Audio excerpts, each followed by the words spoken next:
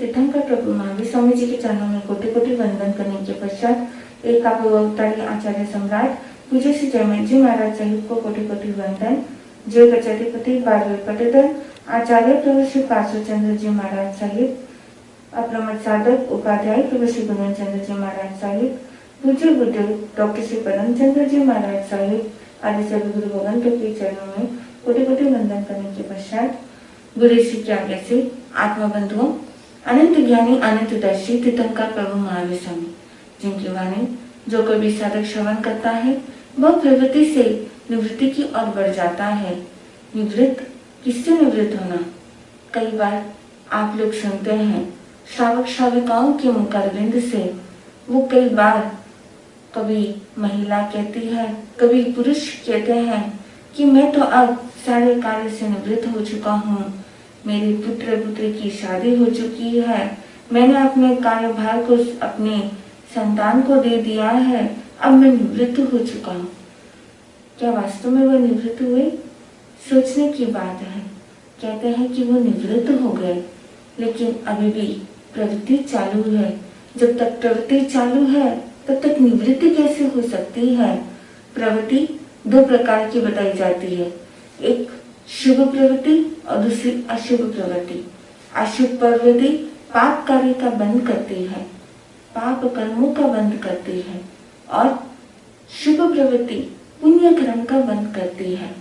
प्रवृत्ति चाहे अशुभ हो या शुभ हो, जब तक क्रियाएं होती है तब तक प्रवृत्ति चलती है, लेकिन इन सबसे निवृत्त की ओर बढ़ना है, जहाँ न तो कोई प्रकार की प्रवृत्ति नहीं होती है, सिर्फ निवृत्त हो जाते हैं, पूर्ण रूप से निवृत्त। ऐसे जब तक जीव संसार के अंदर है, कर्मों से जुड़ा हुआ है, तब तक पूर्ण रूप से निवृत्त नहीं हो पाता है। लेकिन कहते हैं पाप से भी एक बार अगर निवृत्त हो जाए तो वो आगे पूर्ण रूप से कर्मों से भी निवृत्त हो सकता है। और ऐसी ही आत्मा जिन्होंने अपने कदम को आगे बढ़ाया अपने आत्म कल्याण के लिए, और वो प्रवृत्ति से की निवृत्ति की ओर बढ़े, पूर्ण निवृत्ति की ओर बढ़े और सिद्ध बुद्ध और मुक्त हुए, ऐसी आत्माओं का वर्णन अंतर्गत सूत्र के अंदर आता है, जिन्होंने संपूर्ण रूप से निवृत्त हो गए।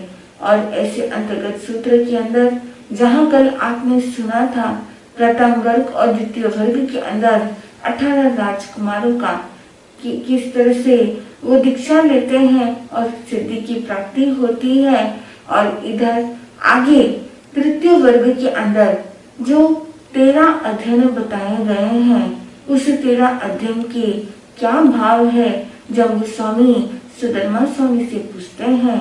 बंधुओं, सुधर्मा स्वामी ने कहा कि इस 13 अध्ययन में उन 6 राजकुमारों का वर्णन है जो सहोदर भाई थे, अनिक सेन, अजित सेन, ये 6 सहोदर भाई थे जो बदरीपुर नगर के नाग गातापति और सुलसा के अंगजात थे। बंधुओं, ये 6 सहोदर भाई समान रूप, समान वय, समान दिखने वाले, एक समान थे, नल कुबेर के समान थे। इनका अध्ययन, शिक्षण आदि कराया जाता है माता पिता के द्वारा।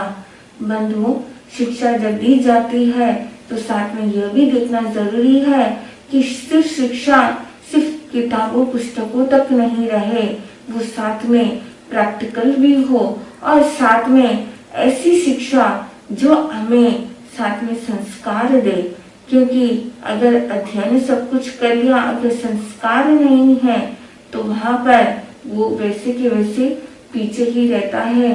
माता पिता ने सभी बालकों को कलाचार्य के पास में भेजकर उन्हें शिक्षित किया था।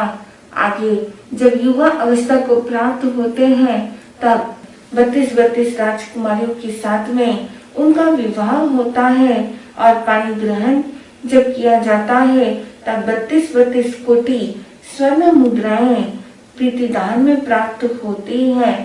ऐसे अनेक सेन आदि 6 सहोदर भाई जिस समय भगवान अरिष्टनेमि की देशना को श्रवण करते हैं तब मन के अंदर विरक्ति के भाव जागृत हो जाते हैं। एक प्रवचन एक बार वाणी सुनी और मन के अंदर वैराग्य का भाव अंकुरित हो उठा और ऐसा दृढ़ निश्चय ले लिया। माता पिता से आज्ञा प्राप्त कर वे सभी के सभी दीक्षित हो जाते हैं। दीक्षा लेने के पश्चात 14 पूर्व का ज्ञान प्राप्त करते हैं और बेले बेले की तपस्या आदि तपस्या करते हुए 20 वर्ष का चरित्र धर्म का पालन करते हैं और अंत में 1 मास की संलेखना के साथ में सिद्ध बुद्ध और मुक्त होते हैं। ऐसे प्रथम 6 अध्ययनों के अंदर इन 6 सहोदर भाइयों का वर्णन आता है। 8वें अध्ययन में गजसुकुमार मुनि का वर्णन आता है और शेष अध्ययनों में जो राजकुमार का वर्णन आता है उसमें सारण, दारुक और अनादृष्ट ये राजा वसुदेव और रानी धारणी के पुत्र थे और सारुक, दारुक और कुपक ये 3 राजा बलदेव और रानी धारणी के पुत्र थे। आत्मा बंधुओं, ये 6 राजकुमार जिनका विवाह 50 राजकुमारियों के साथ में होता है और ये राजकुमारियां 50 कोटि स्वर्ण मुद्राएं प्रीतिदान में प्राप्त करती है। ये राजकुमार भगवान के उपदेश को सुनकर दीक्षित हो जाते हैं। दीक्षा लेने के पश्चात 20 वर्ष का चरित्र धर्म का पालन करते हुए अंत समय में शत्रुंजय पर्वत पर 1 मास के साथ में संतेरा संलेखना कर सिद्ध बुद्ध और मुक्त होते हैं। ऐसे तीसरे वर्ग के 8वें अध्ययन में गजसुकुमार मुनि का वर्णन आता है। गजसुकुमार मुनि का संबंध प्रथम 6 अध्ययन में आए हुए अनेक सेन आदि 6 सहोदर भाई से संबंधित रखता है। एक बार जब भगवान द्वारका नगरी पर आते हैं तब उस समय ये 6 सहोदर भाई जो दीक्षित हो चुके थे, बेले बेले की तपस्या चल रही थी, प्रभु अरिष्टनेमि से वहां पर आज्ञा प्राप्त कर वो भिक्षाट के लिए जाते हैं। 2 की सिंगारे में अलग अलग जाते हैं और प्रथम सिंगारा उस द्वारका नगरी के श्री कृष्ण की अंतरपुर में आता है।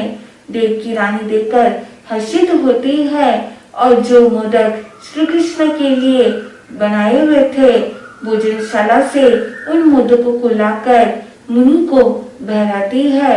बहराते समय भी उत्कृष्ट भाव रहते हैं और बहराने के बाद भी वहां पर ऐसे ही हर्षित भाव कहते हैं। जब भी दान दिया जाता है, सुपात्र दान में दान देने से पहले, दान देने के बाद और दान देते समय, तीनों समय में वहां पर हमेशा प्रसन्नता की भाव होने चाहिए, उत्कृष्ट भाव होने चाहिए, हर्षित भाव होने चाहिए।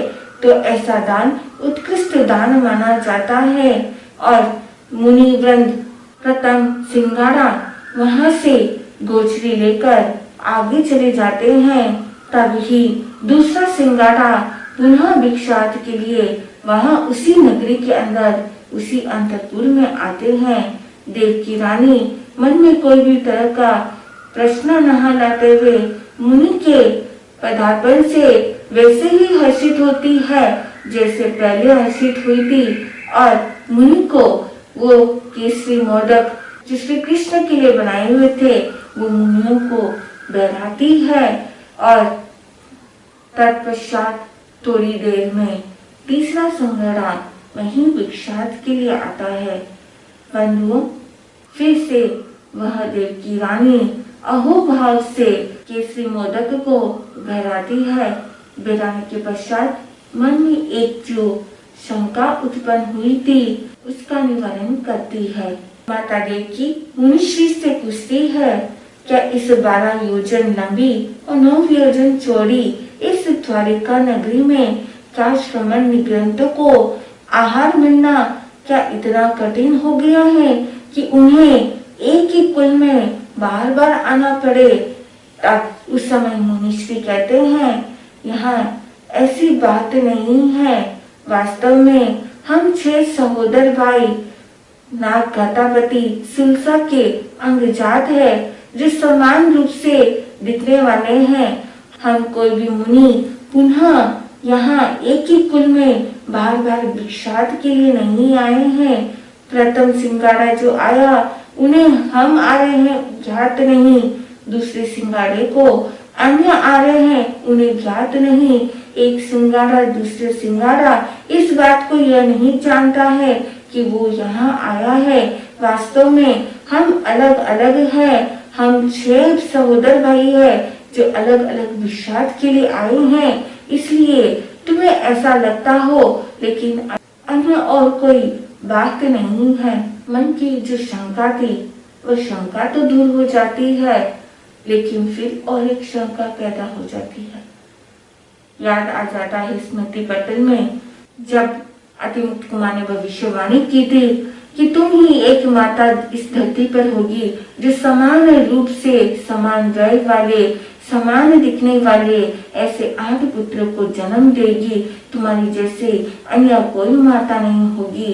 ये बात जब देवकी रानी को मन में आता है तब वे सोचती है कि यह तो मेरी जैसे अन्य माता ने भी पुत्र को जन्म दिया है जो समान दिखने वाले हैं, तो क्या भविष्यवाणी उनकी मिथ्या हुई? मुनि की मिथ्या कैसे हो सकती है? किसे पूछूं, कैसे पूछूं? तभी याद आया भगवान अरिष्ट नेमि यहाँ पर इस द्वारिका नगरी में समोसरित हुए हैं। मैं उन्हीं के पास में जाती हूँ। तुरंत देवकी रानी रथ पर आरूढ़ होकर अरिष्ट नेमि भगवान के पास में जाती है। भगवान को वंदन नमस्कार करती है। जब उस समय वहाँ देवकी रानी भगवान के सम्मुख आती है तब भगवान अरिष्ट नेमि उन्हें अपने मन की बात कहते हैं। क्या तुम्हारे मन में इस तरह से ये शंका उत्पन्न हुई? तब देवकी रानी हाँ कहती है, स्वीकार करती है। तब उस समय भगवान अरिष्ट नेमि कहते हैं, ये जो 6 पुत्र है ये वास्तव में तुम्हारे ही है। बात यह है कि सुलसा को किसी निमित्तज्ञ ने कहा है कि वह मृत संतान को जन्म देगी। तब उस समय सुलसा ने हरिणगमिषी देव की आराधना की थी। श्रद्धा भक्ति भाव के साथ में आराधना करने के का फल स्वरूप हरिणगमिषी देव उससे प्रसन्नित हो जाते हैं। और जिस समय सुलसा रजस्वेला होती है उसी समय तुम भी रजस्वेला होती थी। एक ही समय में दोनों गर्भ को धारण करते थे और एक ही समय में दोनों संतान को जन्म देते थे। हरिणगमिषी देव जो सुलसा के मृत संतान थी उसको लाकर यहाँ तुम्हारे पास छोड़ता था और तुम्हारे जो पुत्र थे उनको सुलसा घटापति के पास में छोड़ा था। देवकी रानी ने तो यही सोचा कि उसके पुत्र जिनका अंत उसी समय जन्म के समय हो गया था कंस के द्वारा, लेकिन वास्तव में वे पुत्र तो चरम शरीरी जीव थे। चरम शरीरी जीव जिनका आयुष्य नोपकर्मी होता है, किसी भी उपक्रम से टूटने वाला नहीं होता है। ऐसे चरम शरीरी जीव देवकी माता की कुक्षी से पैदा हुए थे, तो वहाँ उनको कैसे तकलीफ हो सकती है? उस समय वो हरिणगमिषी देव उन पुत्र को सुलसा के पास में छोड़ते हैं और वो ही आगे जाकर उनका पालन पोषण करती है। वास्तव में ये तुम्हारे ही पुत्र है। बंधुओं, ऐसा क्यों हुआ? देव की रानी जिसने अपने संतान को जन्म दिया और संतान को जन्म देने के बाद भी उस संतान के जो बाल काल का सुख है वह अनुभव नहीं कर पाती है। क्यों? क्योंकि पूर्व भव में कहते हैं उसने रत्न चुराए थे, रत्न एकेंद्रिय, और यहाँ अब उनका रत्न जो पंचेंद्र के रूप में उसका पुत्र था, पुत्र रत्न, उसका ही हरण हो जाता है। इसलिए कहते हैं जो भी कार्य करते हैं सोच विचार कर कीजिए। कब किस समय किस कार्य से कर्मों का बंद होता है आप स्वयं नहीं जानते हैं। आत्मा को हमेशा जागृत रखना है और उस आत्मा को झुकाने के लिए ही ऐसे ऐसे प्रसंगों का वर्णन किया जाता है जिससे हम अपनी आत्मा को जगा कर रख सके, सोई आत्मा को जगा सके। वो देव की रानी जब इस बात को सुनती है और उसे जब पता चलता है कि ये 6 पुत्र मेरे ही पुत्र है, तब उस समय वह आंसू की धारा बह जाती है। वह जाती है उन 6 मुनियों के पास में और उन्हें निखारती है, उन्हें निहारती है, उन्हें देखती है। पुत्र के दृष्टि से देखने के कारण से उस समय पुत्र प्रेम वहाँ ममत्व जागृत हो जाता है और मातृत्व के भाव के कारण से उसका शरीर फूल जाता है, दुख की धारा बहने लगती है। बंधुओं, देव की रानी एक तरफ से मन में इतनी प्रसन्नता, देव की रानी के मन में इतनी खुशी कि ये मेरे ही पुत्र है। अतिमुक्त कुमार की हुई भविष्यवाणी असत्य नहीं है, पूर्ण रूप से सत्य है। लेकिन दूसरी तरफ वापस मन में एक निराशा आ गई। निराशा क्या थी? एक आशा और दूसरी निराशा। आशा तो सब लोग करते हैं, लेकिन जब ये आशाएं, ये इच्छाएं पूर्ण नहीं होती हैं, तब निराशाओं का बादल छा जाता है। उस समय जो मन के अंदर आशाएं की किरणें जगी थी, तब उसी समय एक निराशा का बादल छा गया था कि मैंने 6 पुत्र को जन्म दिया, ऐसे एक भी पुत्र का मैंने लालन पालन नहीं किया था। मैंने किसी भी एक पुत्र को खिलाया नहीं, दूध पिलाया नहीं। मैं कैसी वह अभागन माता हूँ जो अपने इस संतान को जन्म देने के बाद भी उनकी बाल क्रीड़ा नहीं देख पाई। मुझ जैसी अन्य कोई और माता नहीं होगी। उस समय वह बहुत ही निराश हो जाती है, दुखी हो जाती है। इधर श्री कृष्ण वासुदेव जो प्रतिदिन अपने 400 माताओं को वंदन नमस्कार करने के लिए जाता है और 72,000 माताओं का 6 महीने में एक बार नंबर लगता था और वे आए इस बार देवकी रानी के पास में, माता देवकी के पास में।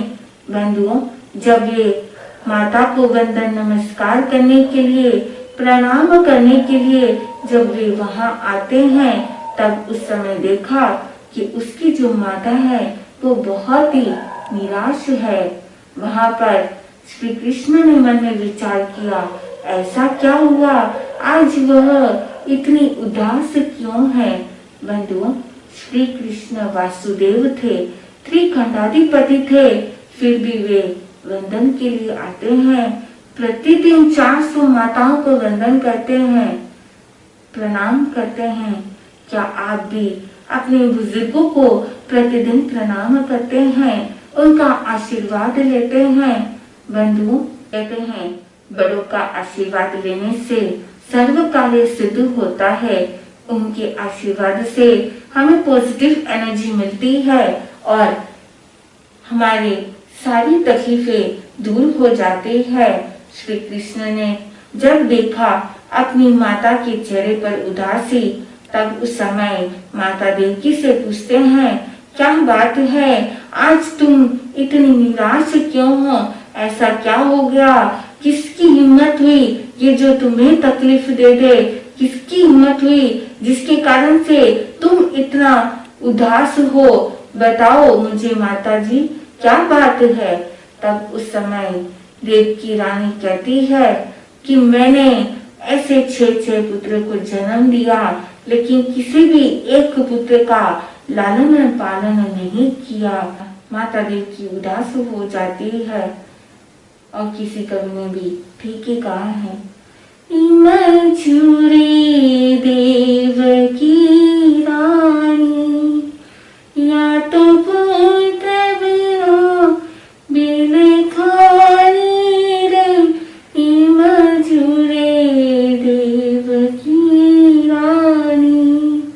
मैं तो सातों नंदन जाया, पीने एक ने गोद खिलायो रे, मजूरे देव की रानी। श्री कृष्ण जब अपनी माता के द्वारा इस बात को जानते हैं, तब उस समय तुरंत अपनी विक्रयलब्धि के द्वारा बाल रूप को धारण कर लेते हैं और बाल रूप को धारण कर अपनी माता के पास में आते हैं और कहते हैं कि मुझे दूध पीना है। एक बार के लिए देव की रानी अचंभित हो जाती है। वह तुरंत दासी को कहती है कि इसके लिए दूध लेके आओ। तो वो दासी दूध लाती है।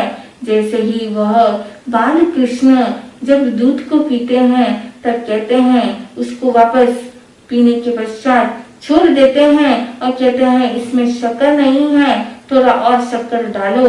दासी शक्कर लाती है और उसमें थोड़ा शक्कर मिलाती है, फिर पीते हैं।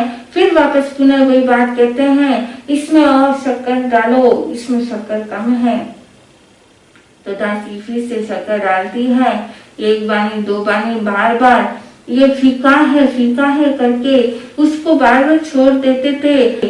और फिर कहने लगे कि इसमें तो शक्कर बहुत ज्यादा है, अब इस दूध में से शक्कर को बाहर निकालो।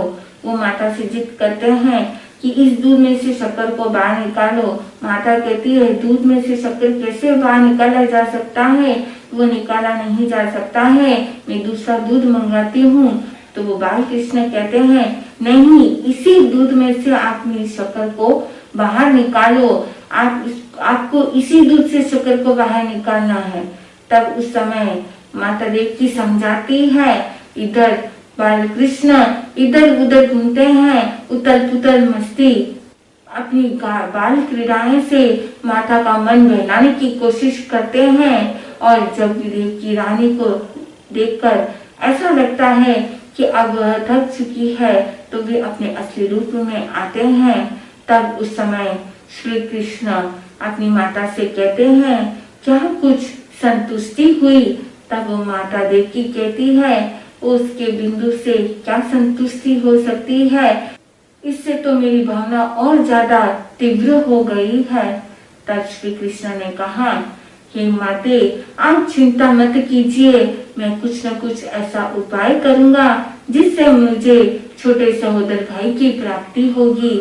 तुरंत वहां से जाते हैं श्री कृष्ण अपने पोषशाला में, और उस पोषशाला में जाकर वहां उस समय अष्टम तप अठम तप की आराधना करते हैं, तेले तप की आराधना करते हैं। ऐसे कहा जाता है जो वासुदेव होते हैं वो निदान कृत होते हैं और वो कोई भी प्रकार की तपस्या नहीं कर सकते हैं।